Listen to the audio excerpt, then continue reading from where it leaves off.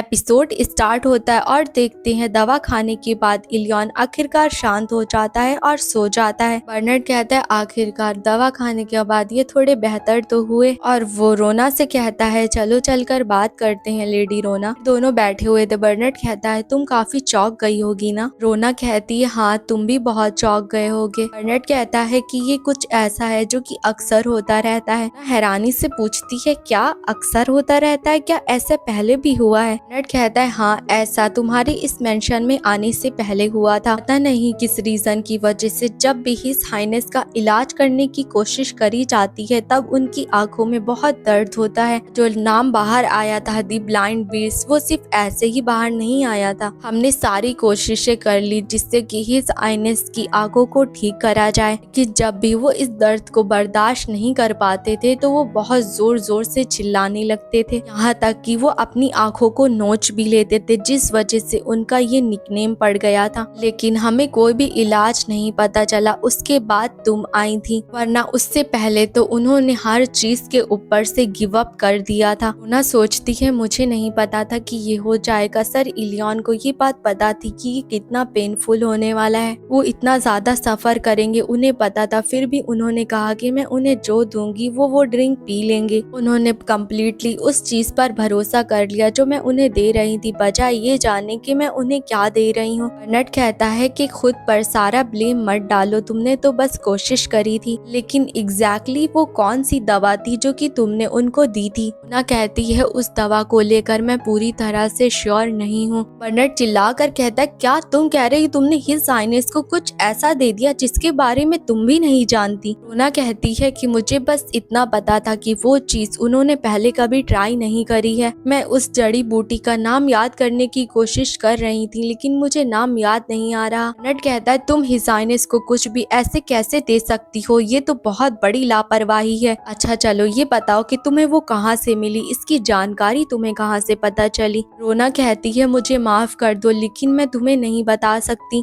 और अगर मैंने तुमको बताया भी तब भी तुम इस बात पर भरोसा नहीं करोगे। बर्नार्ड कहता है मिस रोना अगर तुम सच्चाई साफ साफ नहीं बताओगी तो शक तो बढ़ता ही जाएगा। इस बात को जानता हूँ कि तुम हिज हाइनेस का बहुत अच्छा ख्याल रख रही थी, जितना कि कोई नहीं रख सकता था। लेकिन इस वक्त तुम्हारी आधी बातों को सुनकर ऐसा लग रहा है कि तुमने उन्हें नुकसान पहुंचाने की कोशिश करी है। रोना कहती है नहीं ये सच नहीं है, भरोसा करना मुश्किल है लेकिन मेरा कोई भी ऐसा इरादा नहीं था। बर्नार्ड कहता है ये तो बाद में डिसाइड करा जाएगा जब तक कि हिज हाइनेस को होश नहीं आ जाता, लेकिन अगर कुछ भी हुआ तो तुम्हें इसकी जिम्मेदारी लेनी पड़ेगी। रोना कहती है हाँ मैं इसके लिए पूरी तरह से तैयार हूँ। बर्नार्ड कहता है लेकिन तब तक मैं यही कहूँगा कि तुम हिज हाइनेस से ना मिलो, मैं उनको खुद अटेंड करूँगा, इसलिए जब तक कि सब साफ नहीं हो जाता तुम्हें इंतजार करना पड़ेगा। रोना कहती है हाँ ठीक है मैं समझ गई। वो बाहर खड़ी सोच रही थी मैं कितनी ज्यादा बेवकूफ हूँ, कुछ भी करने से पहले मुझे पहले बटलर से इस बारे में पूछना चाहिए था। ये तो नेचुरल बात है कि इस वजह से वो मुझ पर शक कर रहा है कि बहुत सारे हादसे हुए होंगे पहले भी इलियन को जहर देने के। अगर ऐसी बात है तो उसकी ये हालत उस जड़ी बूटी की वजह से नहीं हो रही है, लेकिन फिर भी वो बहुत सफर कर रहा है। फिर वो इलियन के रूम के बाहर पहुंचती है और सोचती है मुझे पता भी नहीं चला, और अपनी आदत के मुताबिक मैं उसके रूम के बाहर पहुंच गई। अब जब मैं यहाँ आ गई हूँ तो मुझे उससे अच्छे से माफी मांगनी चाहिए। नहीं लेकिन मुझे बटलर ने इस बात को लेकर बहुत ज्यादा डांटा है, लेकिन मैं इस तरह से जा भी तो नहीं सकती हूँ, क्या करूँ। नहीं मुझे लगता है माफी मांगना ज्यादा ठीक रहेगा क्योंकि वो मेरी ही वजह से इस वक्त दर्द में है। वो दरवाजे पर नॉक करती है और कहती है सर इलियन अब आप कैसा फील कर रहे हैं। इलियन कहता है रोना तुम बाहर क्यों खड़ी हुई हो, अंदर आओ। रोना कहती है दरअसल अभी मेरी पूछताछ चल रही है इसलिए मैं यहीं से बात कर पाऊंगी। इलियन कहता है क्या ये बर्नार्ड ने करा है। रोना कहती है कि अगर मैं उसकी जगह होती तो जाहिर सी बात है मैं भी शक करती, और हाँ मैं आपसे माफी भी मांगने के लिए आई थी क्योंकि मेरी ही दवा की वजह से आप इतनी ज्यादा दर्द में हैं। इसके लिए प्लीज मुझे माफ कर दीजिएगा। इलियन कहता है तुम्हें माफी मांगने की जरूरत नहीं है, मुझे तो लगा था कि तुम भाग जाओगी, मुझे खुशी है कि तुम रुकी हुई हो। रोना कहती है क्या भाग जाऊंगी, लेकिन आपने ऐसा क्यों सोचा। इलियन कहता है क्योंकि पहले भी सब लोगों ने ऐसा ही करा है। रोना कहती नहीं मैं नहीं भागूंगी और मुझे इस बात पर भरोसा है कि आप आप जल्दी ही रिकवर हो जाएंगे। वो सोचने लगती है अगर मैं मेन प्रोटैगनिस्ट होती तो शायद चीजें ऐसी नहीं होती, बेहतर हो जाती। लियोन कहता है रोना, अगर तुम्हारी दी हुई चाय से मेरी आंखें हील हो गईं तो मैं तुम्हें इस ग्रैंड ड्यूक हाउस होल्ड का ऑफिशियल मेंबर बना दूंगा। रोना कहती है नहीं, ये तो नेचुरल था क्योंकि मैं आपको सर्व करती हूँ। मेरा ये इरादा नहीं था कि मैं ये ग्रैंड ड्यूक हाउस होल्ड की मेंबर बनने के लिए कर रही थी। लियोन कहता है क्या तुम्हें इस बात को लेकर किसी ने कुछ कहा है? रोना कहती है कि सर इलियन आप ठीक है ना, आपको दर्द नहीं हो रहा? अब मैं आपको ज्यादा परेशान नहीं करूंगी, अब मैं यहाँ से चलती हूँ, आप आराम करिए। लियोन कहता है तुम तो बड़ी जल्दी जा रही हो, और वो सोचने लगता है अब जब मैं सोच रहा हूँ इतने दर्द के बावजूद भी मैं मुस्कुरा रहा हूँ। न ऐसा कभी नहीं हुआ कि ऐसे सिचुएशन में मैं कभी मुस्कुरा पाऊँ। इस वक्त मेरे अंदर ऐसी फीलिंग्स आ रही हैं जो कि पहले कभी नहीं आई, लेकिन इन सब के बावजूद भी मैं तुम पर बहुत ज्यादा निर्भर हो गया हूँ रोना। सीन में करीना का मेंशन देखते हैं। एक मेट अंदर आती है और करीना उससे कहती है तो कैसा रहा, क्या तुम्हें उस बारे में पता चला जिसके बारे में मैंने तुमसे कहा था? मेट कहती है हिज हाइनेस यानी कि क्राउन प्रिंस बहुत ज्यादा बिजी हैं, मुझे माफ कर दीजिएगा। करीना कहती है क्या हिज हाइनेस की तरफ से कोई भी मैसेज नहीं आया? कहती है नहीं आया। ये सुनकर करीना परेशान होकर नीचे गिर जाती है और कहती है आखिर वो मेरे साथ ऐसा कैसे कर सकता है। वो सोचती है ये उसी दिन के बाद से हो रहा है जब हमने वो रात साथ में बिताई थी। वो 4 दिनों से मुझे अवॉइड कर रहा है, कोई भी बात नहीं कर रहा।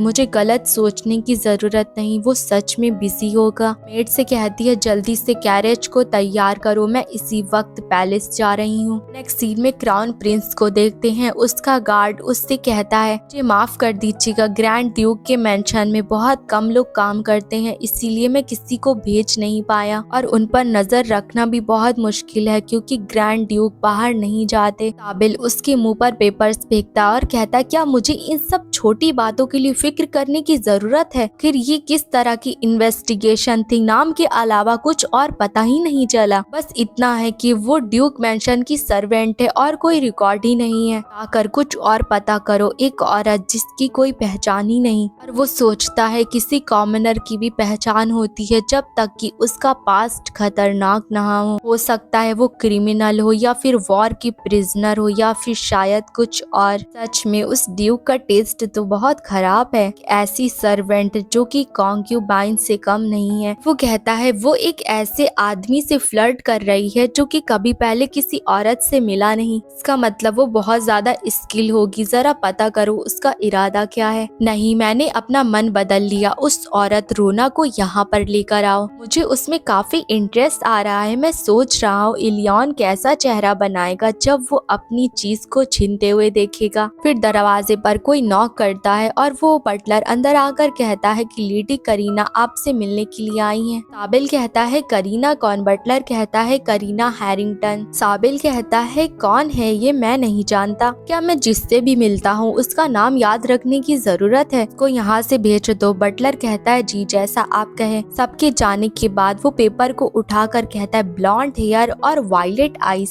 ऐसा लगता है कि मैं ऐसे ही किसी इंसान को जानता हूँ। रोना, अब तो मैं तुम्हें देखने का और ज्यादा इंतजार कर रहा हूँ। नेक्स्ट सीन में बर्नर्ड को देखते हैं जो कहता है हिज हाइनेस की कंडीशन काफी ज्यादा अजीब है। रोना कहती है अजीब है, तुम्हारा मतलब क्या है? बर्नर्ड कहता है आम तौर पर दौरे 1 या फिर 2 दिन में बंद हो जाते हैं, लेकिन इसमें तो ज्यादा वक्त लग रहा है। उस दिन से तकरीबन 6 दिन हो चुके हैं, तब से उनकी ऐसी ही हालत है और ऐसा पहले कभी नहीं हुआ है। रोना सोचती है क्या ऐसा इसलिए हो रहा है क्योंकि मैंने दवा गलत बना दी? क्या होगा अगर दर्द ना गया तो? अगर करीना ये दवा बनाती तो वो जल्दी ही रिकवर हो जाता। बर्नर्ड कहता है रोना, हिज हाइनेस की तुमसे एक रिक्वेस्ट है। रोना कहती है क्या मुझसे एक रिक्वेस्ट है, लेकिन क्या? बर्नर्ड कहता है उन्हें उसी कैफे कार्डिनल की चॉकलेट सॉल्ट चाहिए, मैंने तुम्हारे साथ खाया था इसलिए वो दोबारा उसकी मांग कर रहे हैं। ना कहती है ठीक है, मैं जल्द से जल्द उसको लेकर आती हूँ। वो जाने लगती है लेकिन तभी वापस आती है और चिल्ला कर कहती है, इलियन प्लीज मेरा इंतजार करिएगा। वो बर्नार्ड को भी सैल्यूट करती है और बर्नार्ड सोचता है कोई भी ये देखेगा सोचेगा बहुत ज्यादा इम्पोर्टेंट टास्क है। हिज हाइनेस भी अपने वीक साइड को उन्हें दिखाना नहीं चाहते, इसलिए उन्होंने उसे बाहर भेज दिया। नेक्स्ट सीन में वो कैफे में चॉकलेट लेने के लिए आती है। कैफे में काम करने वाला कहता है बहुत सारे ऑर्डर्स हैं इसलिए थोड़ी देर इंतजार करो। रोना सोचती है पिछले एक हफ्ते से इलियन ने ठीक से कुछ भी नहीं खाया। मुझे खुशी है कम से कम वो कुछ तो खा रहा है। अगर इलियन रिकवर नहीं हुआ तो मैं अपनी दुनिया में वापस नहीं जा पाऊंगी, तो फिर मुझे क्या करना चाहिए। फिर कुछ देर बाद उसे वो ऑर्डर मिल जाता है और वो जाने लगती है, लेकिन हुडी वाली जो पर्सन वहाँ पर बैठी थी वो उसका पीछा करने लगती है। बाहर जाकर उसका हाथ पकड़कर उसको रोक लेती है। रोना उससे पूछती है तुम कौन हो। वो लड़की अपनी हुडी हटाती है और कहती है ये मैं हूँ आइरिस।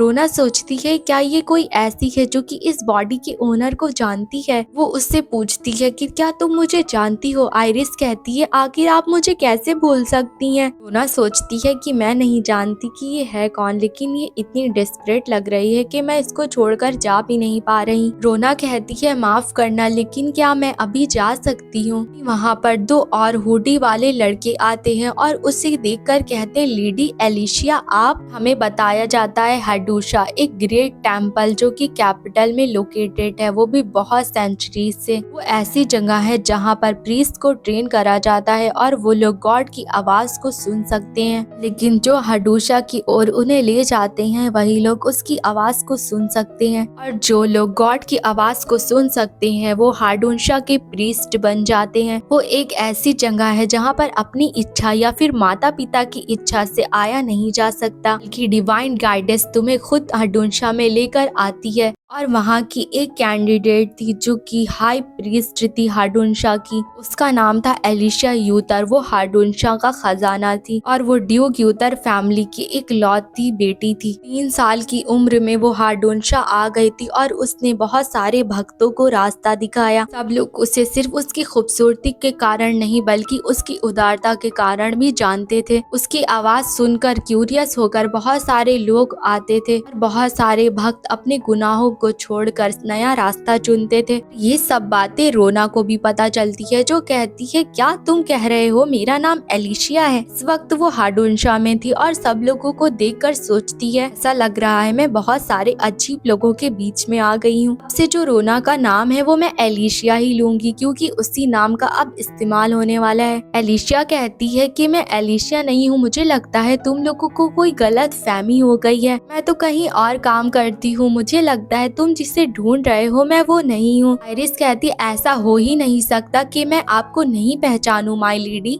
वो लड़का कहता है हाँ मैं भी अपनी डिवाइन पावर से बता सकता हूँ कि तुम एलिशिया ही हो। एलिशिया कहती है इतनी सी बात से तुम नहीं बता सकते हो, रुको आखिर वो मुझे क्या दिखाई दिया। ऐसा लगा मुझे इलेक्ट्रिसिटी के तार दिखाई दिए, मुझे लगता मैंने कुछ गलत देख लिया। आइरिस कहती है क्या सच में आपको कुछ भी नहीं याद है। आप फिक्र मत करिए माय लेडी, मैं पूरी कोशिश करूंगी कि आपकी यादें वापस आ जाए। एलिशिया सोचती है मैं तो मुसीबत में फंस गई, लॉर्ड इलियन मेरा इंतजार कर रहे होंगे। और वो आइरिस से कहती है क्यों ना मैं अभी के लिए चली जाऊँ, हम बाद में बात करते हैं। आइरिस कहती है आप इतनी देर से आखिर कहाँ जाने की बात कर रही हैं, ये तो आपकी जगह है ना लेडी एलिशिया, आपको तो यहीं पर होना चाहिए। एलिशिया कहती है क्योंकि मेरी खुद की भी परिस्थितियां हैं। और तभी वहाँ पर कोई ओल्ड लेडी भागकर आती है जो कि एलिशिया की तरह दिख रही थी। वो उसको देखकर बहुत ज्यादा इमोशनल हो जाती है। एलिशिया उसको देखकर सोचती है ये तो एकदम मेरी तरह दिखती है। तभी वो ओल्ड लेडी आकर एलिशिया को गले लगा लेती हैं और कहती है मेरी बच्ची, मुझे लगा था कि मैंने तुमको खो दिया, मुझे बहुत ज्यादा खुशी हो रही है कि तुम सही सलामत वापस आ गई। कहीं तुम्हें कोई चोट वोट तो नहीं लगी है, तुम इतने वक्त तक कहाँ पर थी। और मैंने सुना कि तुम्हारी याददाश्त चली गई है, क्या ये बात सच है। तो तुम्हें ये भी नहीं याद होगा कि मैं तुम्हारी माँ हूँ। एलिशिया सोचती है क्या मैं सच में वो एलिशिया हूँ जिनकी ये बात कर रही है। मैं इससे बिल्कुल भी इनकार नहीं कर सकती कि मैं एलिशिया नहीं हूँ क्योंकि कि मैं इन्हीं की तरह दिखती हूँ। हमेशा सोचती थी आखिर ये किसकी बॉडी है, क्योंकि मेरे पास कोई भी यादें नहीं थी और मैं ये सोचती थी क्या इस बॉडी की कोई फैमिली भी है। लेकिन अगर चीजें और ज्यादा बदतर होती चली गई तो मैं अपनी असली दुनिया में वापस नहीं जा पाऊंगी। लेकिन अभी अगर मेंशन में वापस नहीं गई तो चॉकलेट पिघल जाएगी। मुझे सर इलियॉन के लिए बुरा लग रहा है, लेकिन अभी के लिए मुझे इस बारे में अच्छे से जानना होगा कि बाद में जल्द से जल्द वापस चली जाऊंगी। और वो अपनी मॉम से कहती है क्या कोई प्रूफ है जिससे कि ये साबित हो कि मैं एलिशिया हूँ, कि मैं खुद से इस बात को पक्का करना चाहती हूँ। एक सीन में इलियॉन को देखते हैं जो सोकर उठता है और सोचता है इतना ज्यादा दर्द मुझे पहले कभी नहीं हुआ, इस बार तो सच में ऐसा लग रहा था कि मैं मर ही जाऊंगा। वो बर्नर्ड को आवाज लगाता है। बर्नर्ड आकर कहता है योर हाइनेस अब आपकी तबीयत कैसी है। लियोन कहता है मुझे प्यास लग रही है। बर्नर्ड पानी निकालते हुए कहता है किसी भी दवा को खाने के बाद इतनी ज्यादा कभी आपकी हालत खराब नहीं हुई। लियोन कहता है शायद इस बार ये ऐसी दवा हो जिसके बारे में हम इतने समय से ढूंढ रहे थे। बर्नर्ड कहता है हाँ मैं भी उम्मीद करता हूँ। लियोन कहता है वैसे रोना कहाँ पर है। बर्नर्ड कहता है दरअसल वो अभी तक वापस नहीं आई है। लियोन कहता है अब जब वो निकली है तो थोड़ा वक्त बिता रही होगी। वैसे भी हर वक्त मेरी चिल्लाने की आवाज सुनने से तो बेहतर ही है। 2-3 लोगों को कार्डिनल कैफे भेजो, अगर वो वहाँ पर ना मिले तो आसपास सर्च करवा लेना। फिर बर्नर्ड चला जाता है और इलियॉन आसमान की तरफ देखकर सोचता है मुझे बहुत अकेलापन फील हो रहा है। इस वक्त मैं एक आरामदायक बिस्तर पर हूँ, दुनिया को छोड़कर मुझे आराम करना चाहिए, लेकिन इसके बावजूद मैं बहुत ज्यादा दर्द में बस अकेला रह गया हूँ। मैं उसे थोड़ी देर के लिए दूर भेजना चाहता था ताकि उसे मेरी वजह से बार बार गिल्टी फील ना हो, लेकिन इसके बावजूद मैं ऐसा चाहता हूँ कि वो मेरी परवाह करे और मेरा ख्याल रखे। पास्ट में जब कोई मुझ पर तरस खाता था या फिर दया दिखाता था तो मुझे बहुत इंसल्ट फील होता था, लेकिन मुझे रियलाइज नहीं हुआ था कि किसी की तरस खाने से मुझे कभी ऐसा भी फील हो सकता है। मुझे नहीं पता था कि मुझे कभी किसी की दया की जरूरत पड़ेगी। मैं तुम्हारा इंतजार कर रहा हूँ, इसलिए जल्दी से वापस आ जाओ रोना।